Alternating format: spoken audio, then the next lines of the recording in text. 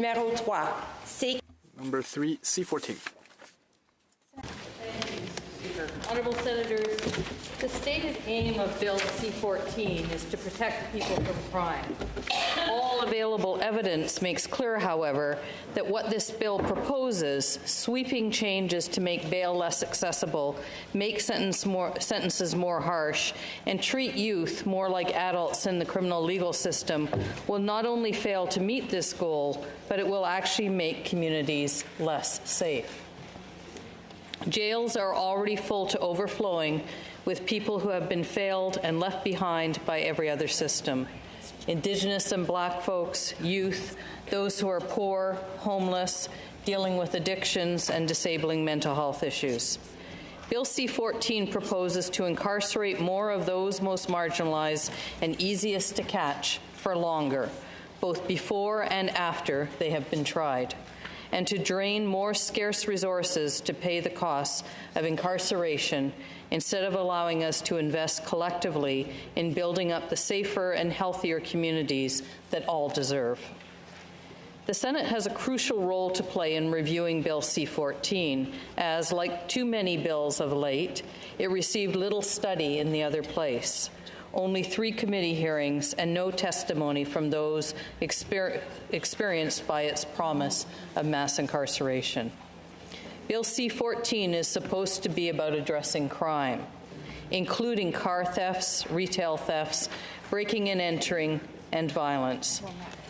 But there's not one scintilla of evidence to support this approach. I agree with and echo the sponsor of this bill in his emphasis that, quote, policy choices in criminal law should rest more on a factual basis than on the public mood of the day, end quote, as well as his call for more and better data.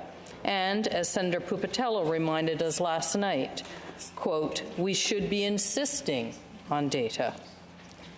Through the sponsor's efforts, we now have on the record the extent of the data on which the government relies to support these legislative changes.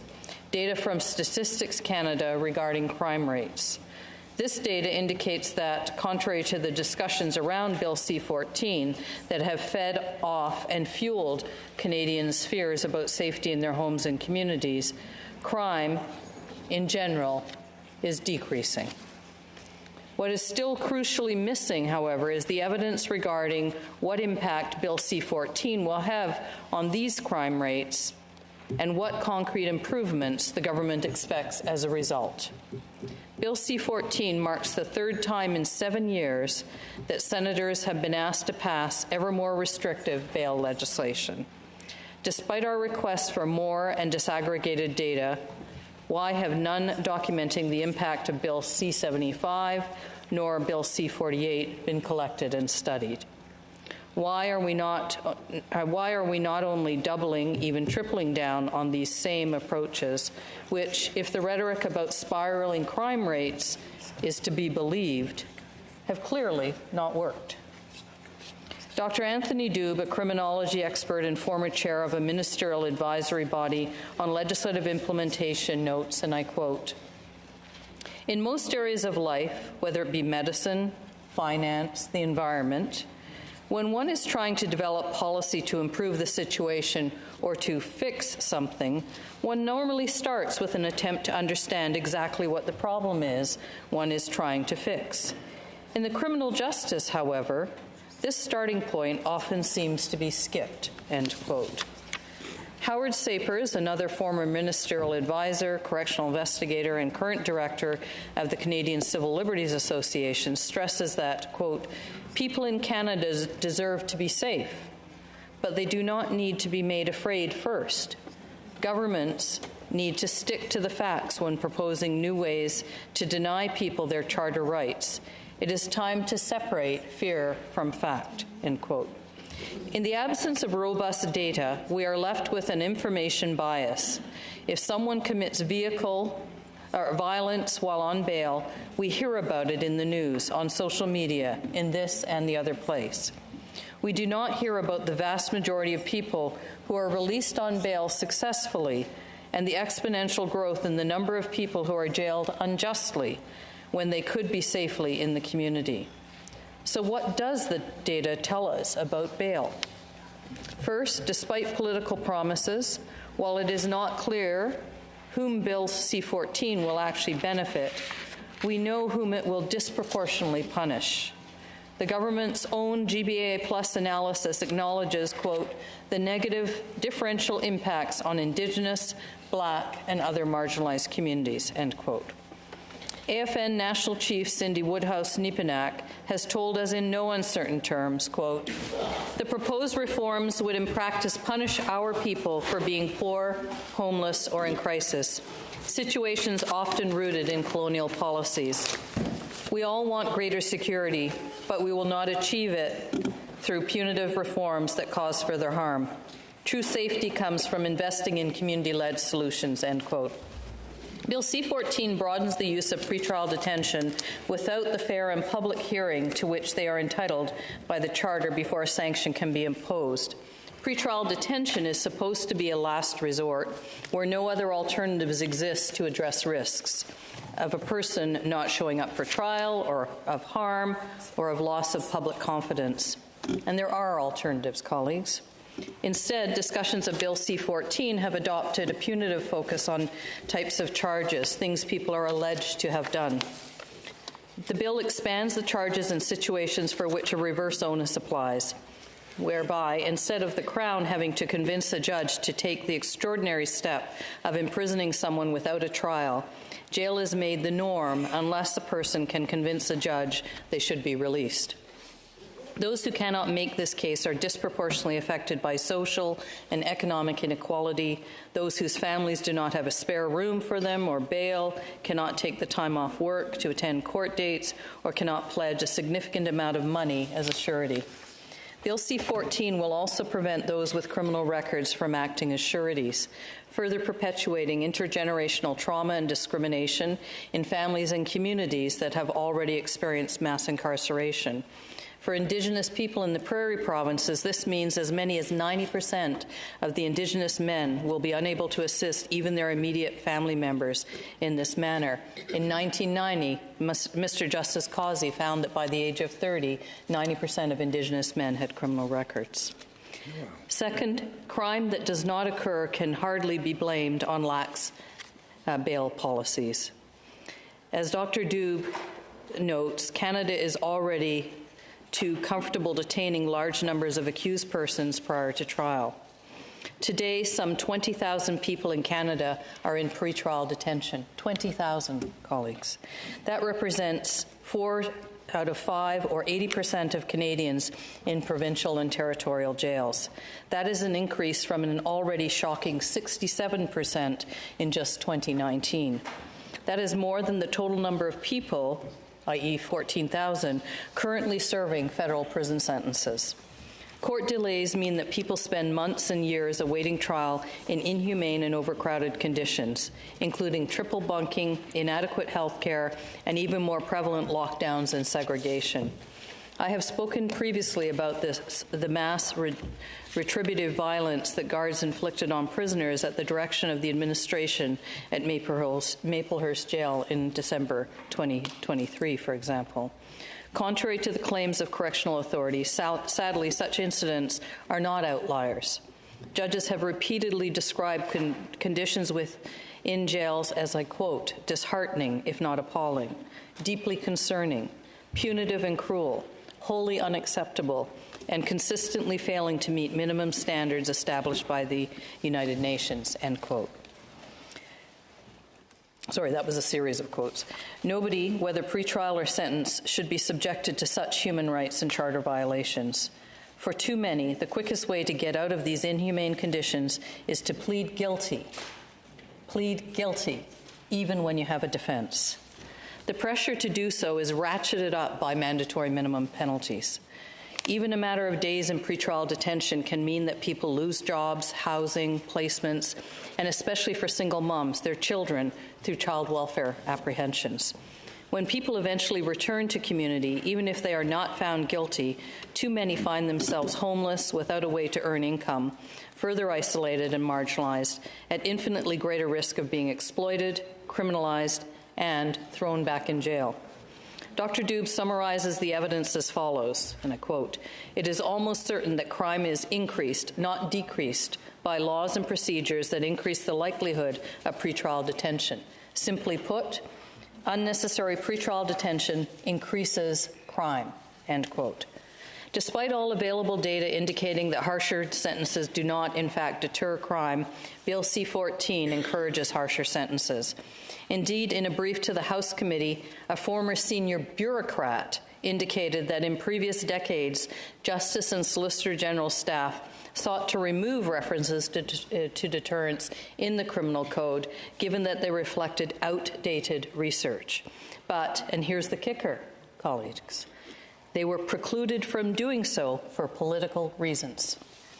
In Bill C-14, this ineffective insistence on harsher sentences goes hand in hand with measures like mandatory consecutive sentencing that experts, including the Canadian Bar Association and the Barreau du Québec, have characterized as attacks on judicial independence.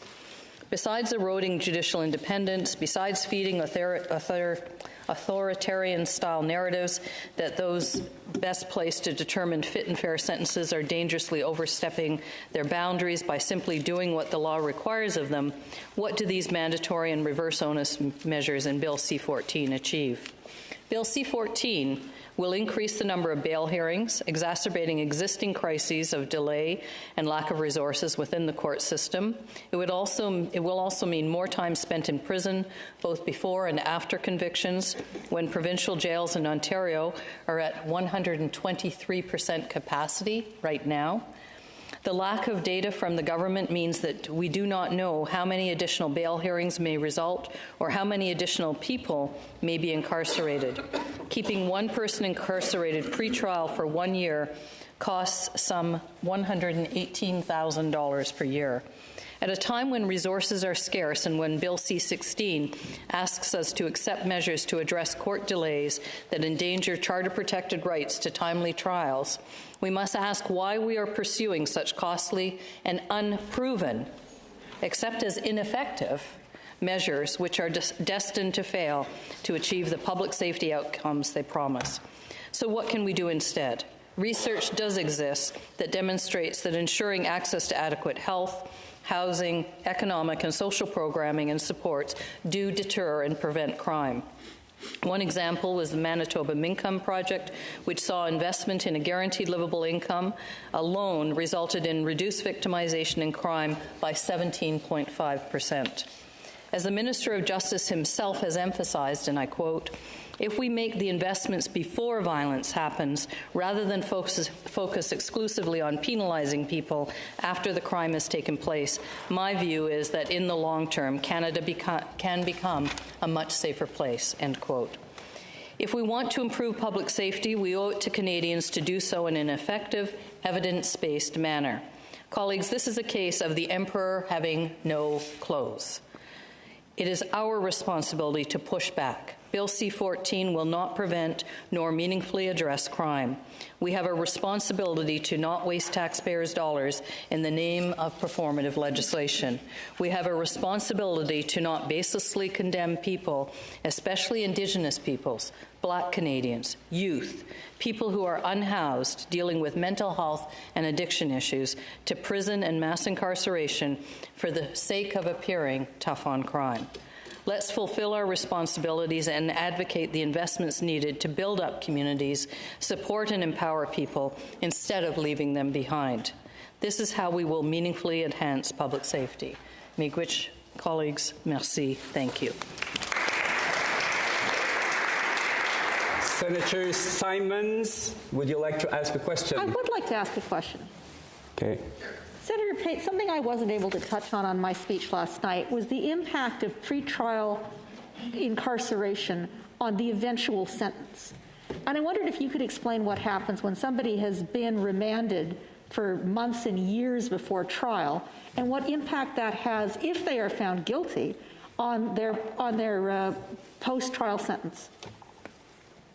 Well, generally, and in fact, the quotes that I read from judges who have issued judgments are generally where they are reducing or sometimes rejecting the continuation of charges. A good example is in the Maplehurst case. A number of people, including people who were being tried for murder or would have been tried for murder, were released because the conditions were, they were in for so long and the conditions were so egregious.